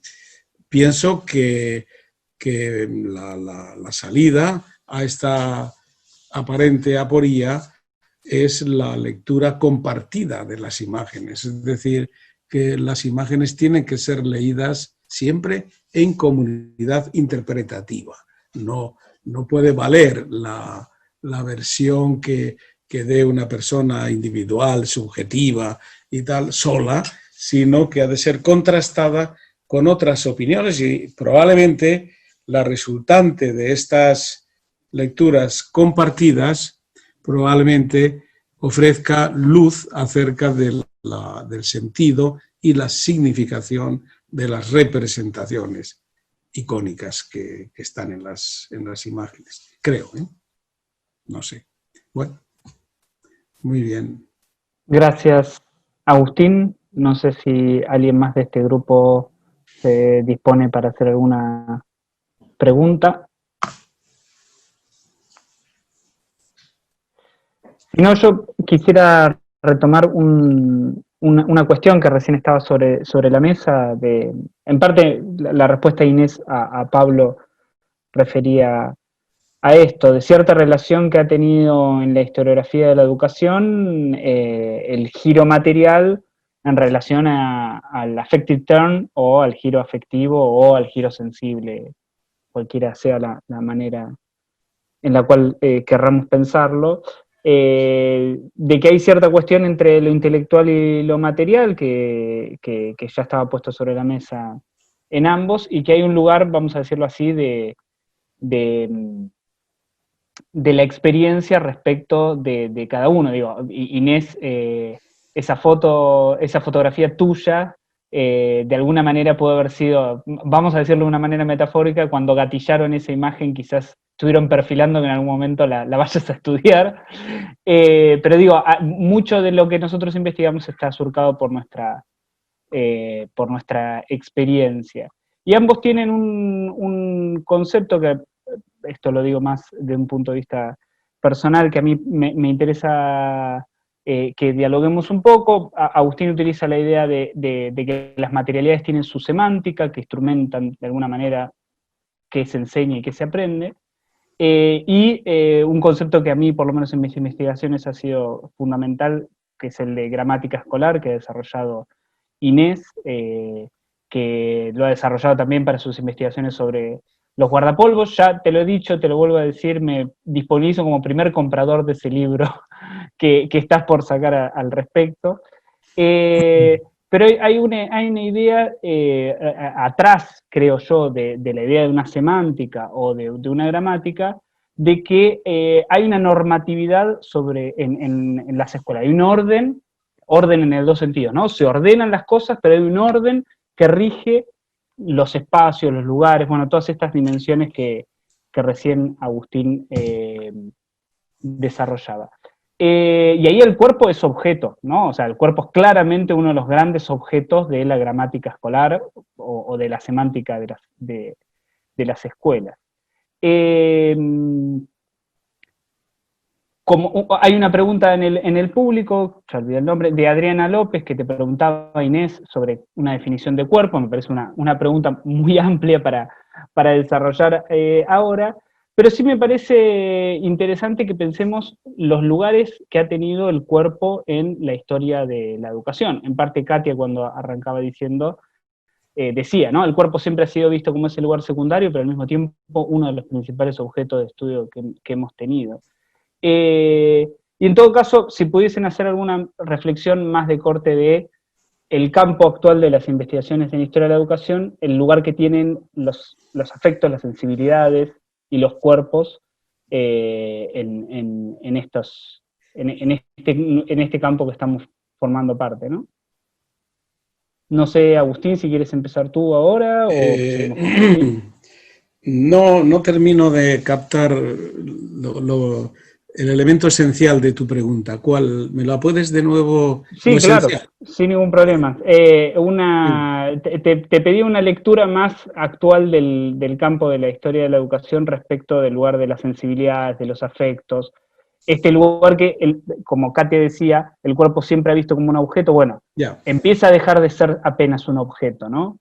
En esa idea, si vos querés, merleau-pontiana. No, yo creo que no es un objeto, entiendo la cuestión, yo creo que más bien es, como yo utilizaba este concepto tomado de Van Manen, es un existenciario, es decir, es un modo de existir, no es un objeto, un instrumento, algo físico solo, no, es una construcción cultural, simbólica, que forma parte del núcleo esencial del mundo de la vida, que se articula, según Van Manen, en esas 4 categorías estructurantes. Una de ellas es el cuerpo, ¿verdad?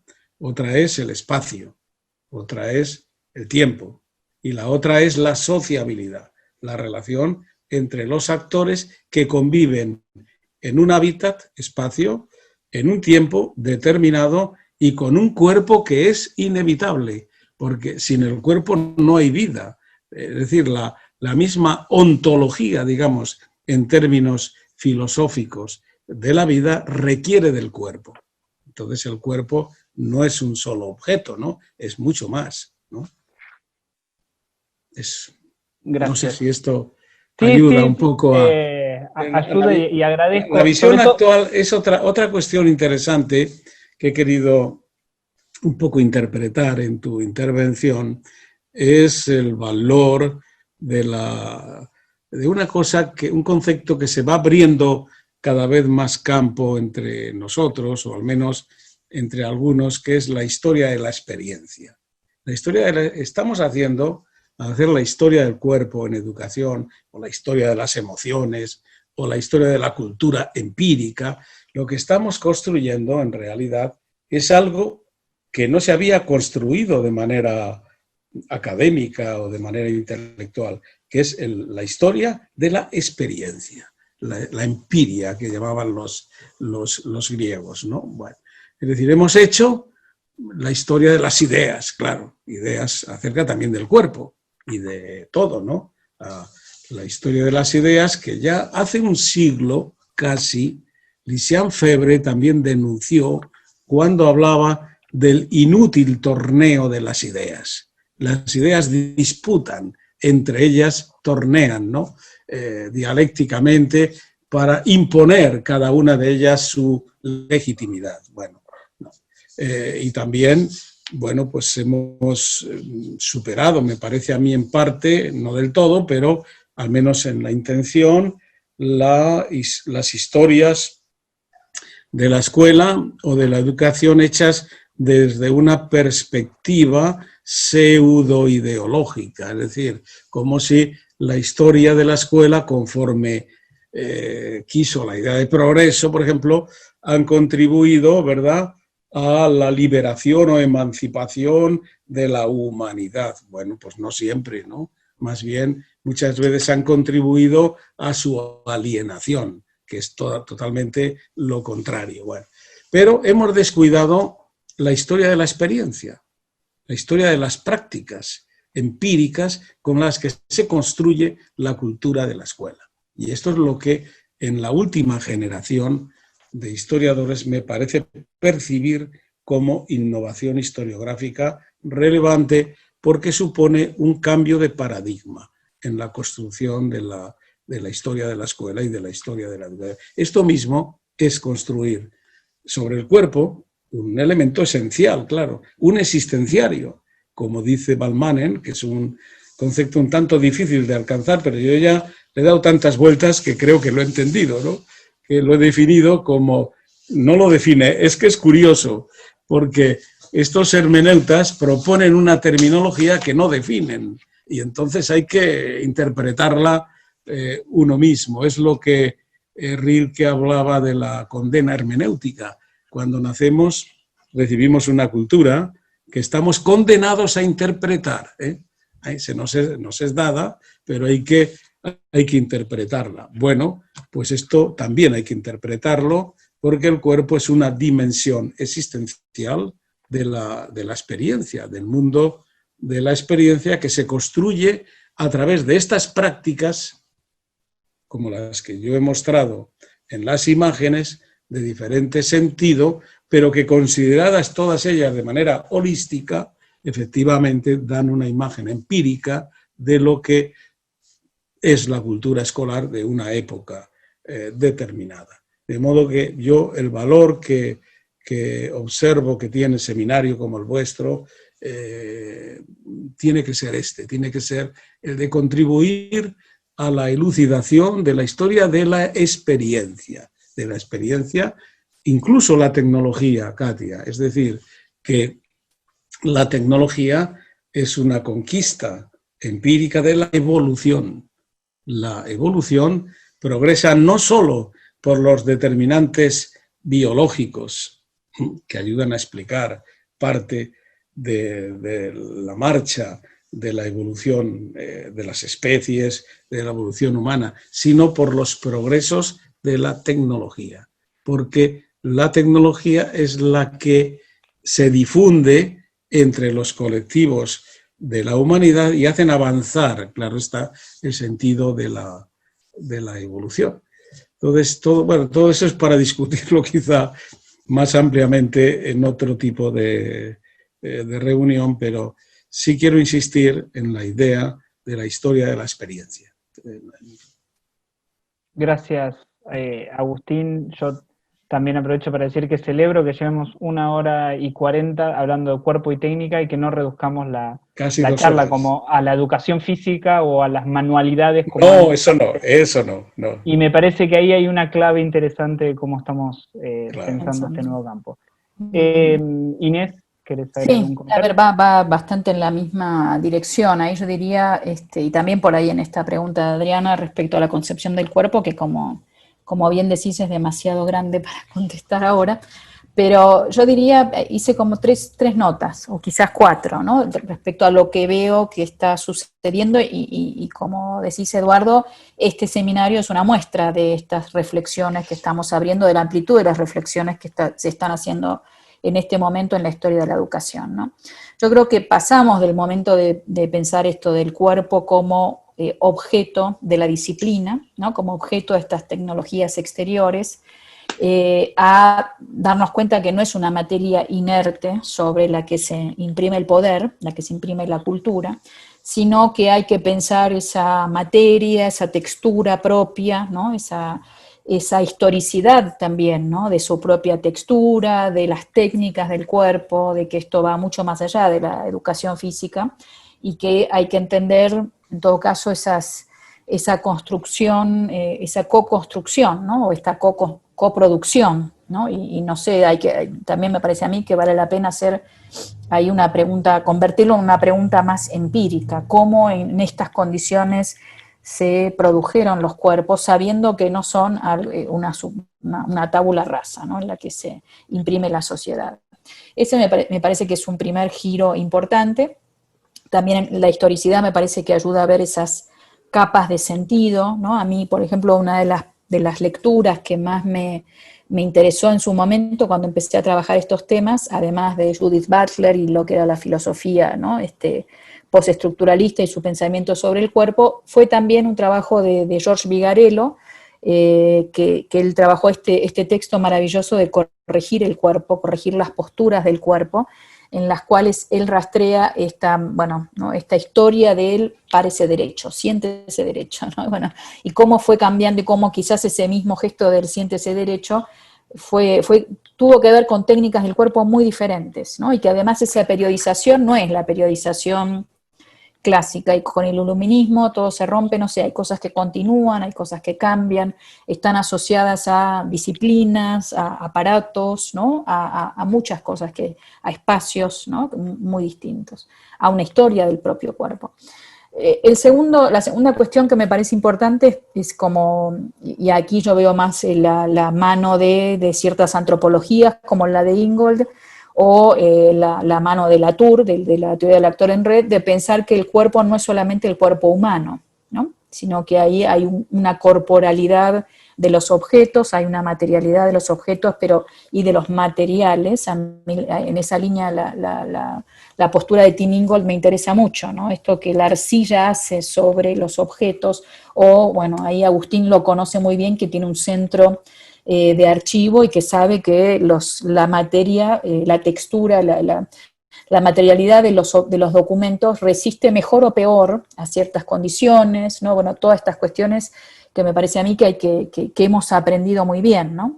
Y yo diría, con esto de pensar una corporalidad, no sé cómo, corporalidad no solamente humana, a mí me sirvió mucho también otra lectura que va en una línea, y vuelvo ahí lo de representaciones a presentaciones, que es la de Gumbrecht, un crítico literario, historiador literario muy importante, alemán, y que trabajó en Estados Unidos, que él dice, bueno, tiene un libro muy interesante, Efectos de Presencia, pasar un poco del paradigma del sentido al paradigma de la presencia. Va también en esta línea que decía Agustín de la historia de la experiencia, ¿no? Poder pensar una experiencia que tiene que ver con una copresencia de los cuerpos, que no todo eso lo puede capturar una idea tradicional del sentido, ¿no? ¿Qué sentidos construyen, ¿no? Como el sentido del interaccionismo simbólico, podemos decir?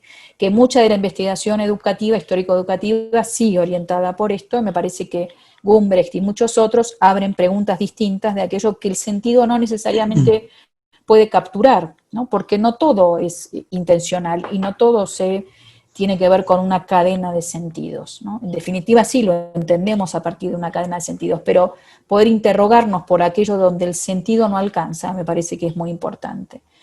Tercera cuestión, yo creo que el cuerpo aparece mucho en la historia de la educación de la mano de volver a mirar las cuestiones de las sexualidades, de los géneros, los afectos, las sensibilidades, que tiene que ver con, yo creo que, bueno, ahí de nuevo podemos citar a Foucault, toda historia es una historia del presente. Bueno, ahí importa mucho esta historia del presente, en la cual la cuestión de las sexualidades y los géneros están muy al frente, ¿no? Entonces me parece que también hay que pensar esta historia de la educación que se hace eco de las reivindicaciones feministas, ¿no? De muchas luchas por la diversidad sexual, en la cual, bueno, por suerte y qué bueno, estamos también tomando estas cuestiones y poder pensar el cuerpo desde ahí, ¿no? Bueno, ahí creo que termino este comentario. Gracias Inés por el comentario. Apenas un comentario de tu comentario, que sería interesante ver en ese cuerpo correcto, que es ya un texto clásico, o se tornó clásico ya desde el 78, que una de las cosas que decía que el cuerpo correcto es aquel que hay que corregir, ¿no? Hay que hacer algo, y dejar de pensar el cuerpo apenas como ese objeto del que hay que hacer algo, y pensar en las futilidades, en lo autotélico del cuerpo, en los deseos, en esas otras cuestiones. Me parece que es bien interesante. Katia tenía, entiendo, una última pregunta. Sí, tenemos una última pregunta para una cuestión a respecto de la escolarización hoy. Entonces, dice o seguinte, que sabemos que la condición tecnológica siempre ha estado presente en la escuela, pero cuando piensas que la tecnología pasa tanto como discursividad, como criterio de calidad escolar y educativa, entonces se pregunta, ¿por qué una cosa es pensar la tecnología como ese elemento intrínseco a la historia de la escolarización o como producto, un recurso para las clases? Pero hoy, como dijeron en segundo seminario, en esa semana, vemos que la escuela hoy se dice tecnológica. Y educación y la tecnología está muy asociada con una forma de existencia, ¿comprendes? Entonces, o que ambos podrían decir a respecto de ese cambio de la posición de la tecnología en la historia de la escolarización? ¿Quién interviene? ¿Quieres comenzar tú, Agustín? Sí, bien. Sí, efectivamente, yo creo que, como sugieres, Katia, la tecnología es en realidad un saber muy humano. O sea, quizá uno de los más humanos, ¿no? O más humano. de los más humanos es hacer cosas. Y eso es tecnología, el Homo Faber. Pero la tradición nos ha dividido. Había un libro del profesor italiano, ¿cómo se llama? Antonio de Firenze, el catedrático de Firenze. Santoni. No recuerdo ahora. Santoni, que era il braccio e la mente, el brazo y la mente. Y esto ha sido milenios, decía él, de educación divaricata, de educación escindida, que ha dividido la mente del brazo, es decir, de lo manual, de lo tecnológico, en cierto modo, ¿no? Bueno, cuando él advertía que ahora había una cierta nostalgia del magistro artesano, hay una especie de retorno.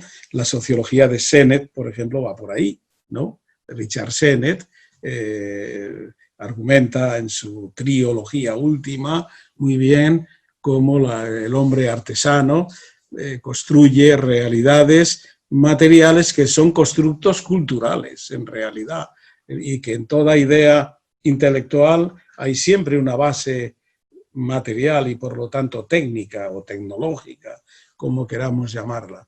Si esto es así, y los paleontólogos, por otro lado, como antes he querido sugerir, aunque no he desarrollado bien, afirman que la tecnología es una de las claves de la evolución de la especie. Entonces es evidente que el saber más humanista que pueda existir sobre este planeta es la tecnología. Es la tecnología, y que solo los prejuicios históricos pueden marginarla de formar parte incluso del currículum básico de los ciudadanos. A mi modo de ver, creo que la tecnología debería ser tan importante como la lengua, la matemática o cualquier otra disciplina que ocupa una cuota sustantiva en la construcción del currículum, ¿no?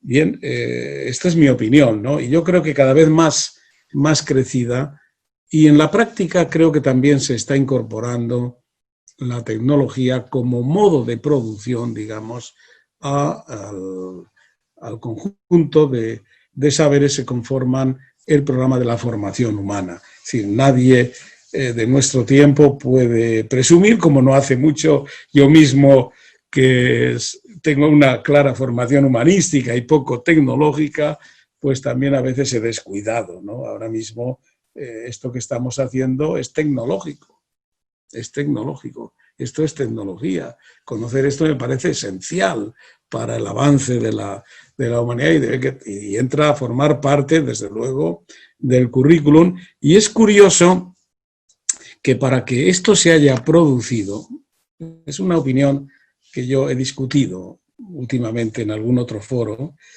para que esto haya sucedido, para que la tecnología eleve su estatus curricular, ha tenido que incorporarse la generación de los que llamamos nativos digitales a las escuelas.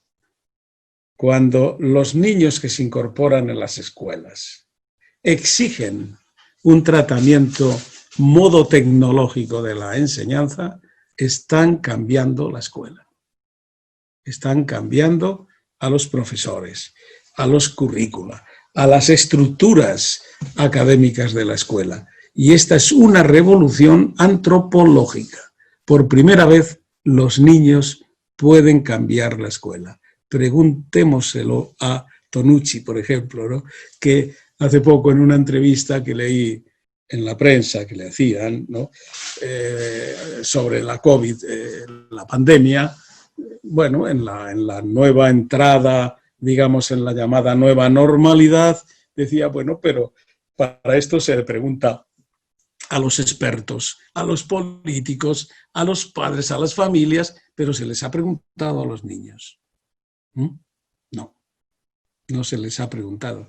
Y sin embargo, ellos, en la práctica, en su empiria, en su propia experiencia, van a imponer ahora en las escuelas, con la rentrée esta que estamos teniendo a la nueva normalidad, van a imponer ellos las reglas tecnológicas de su formación.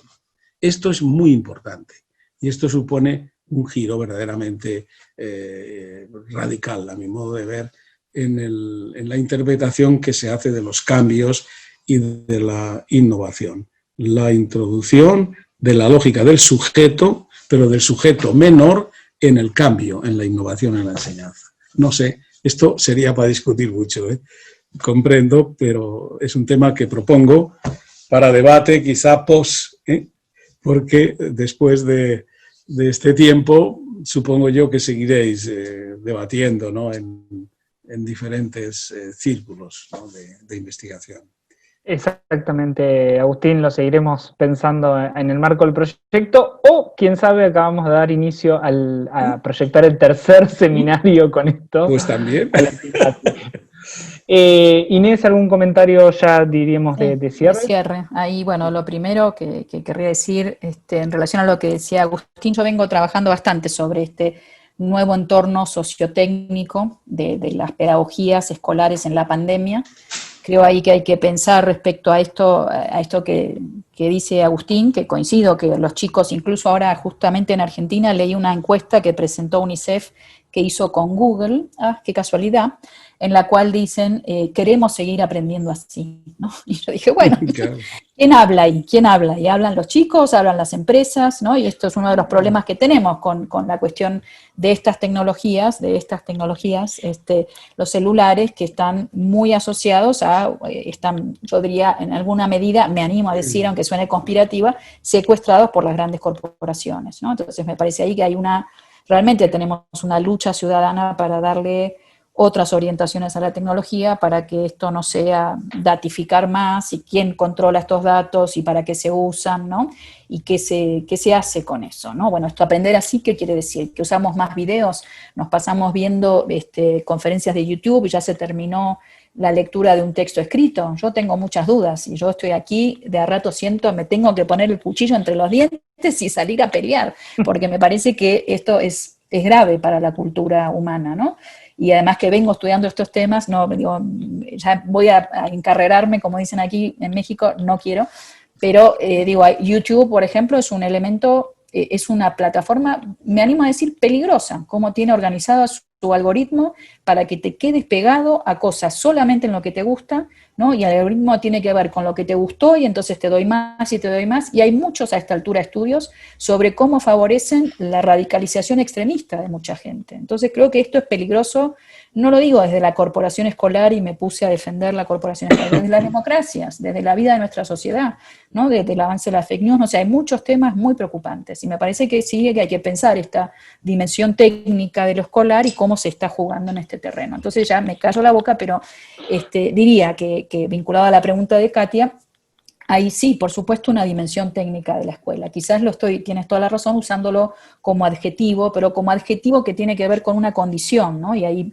me gusta mucho, y me voy a poner a leer a Van Manen con esto del existenciario, ¿no? Bueno, es una condición de existencia, es una condición ontológica la técnica de la escuela. Tenemos que pensar cuál era esa condición técnica y cuál es hoy, ¿no? Y yo creo que, bueno, hoy tenemos, y ya cierro con esto, desafíos enormes respecto a estas nuevas condiciones y lo que inauguró la pandemia. Amigos europeos me decían, mira que va para ahí, hay que tener cuidado. Yo decía, no, en América Latina estamos con el WhatsApp, la mitad no está conectada, y luego ves que no es así, ¿no? Que más allá de que la mitad no está conectada, la que no está conectada está deseando estar conectada, y ahí ya hay una pelea que hay que seguir dando, porque no es un problema de conexiones, a qué nos conectamos, ¿no? Y esta conectividad, entender qué está generando, ¿no? Como socialidades, como sociedad, eso. Gracias Inés, gracias Agustín. Dudo mucho ni que lo hubiésemos preparado hubiese salido tan mejor este cierre, estas palabras finales, la verdad, fueron muy motivantes también para seguir pensando en nuestros tiempos y nuestras historias. Cerramos con esto este seminario, recordándoles, en realidad, este encuentro del seminario, el segundo seminario Corpus, Naturaleza, Sensibilidades en Perspectiva Transnacional, va a continuar el 6 de noviembre, también sexta-feira, también viernes, también en este horario, con el tema Artes de Facer, Historia de las Prácticas. La invitada es Diana Vidal y van a coordinar Meilí y Diogo del eje sobre el concepto prácticas. Y cierra este segundo seminario el 11 de diciembre también sexta-feira, también viernes a las 14 horas horario argentino-brasilero, o Retorno a Natureza, na Reforma da Vida, va a estar hablando Alexandre Fernández Vaz y coordinando María Cristina Rosa y André Dalben. De mi parte, una vez más, muchas gracias, lo digo también en representación de todo el equipo, gracias por compartir su tiempo y sus ideas.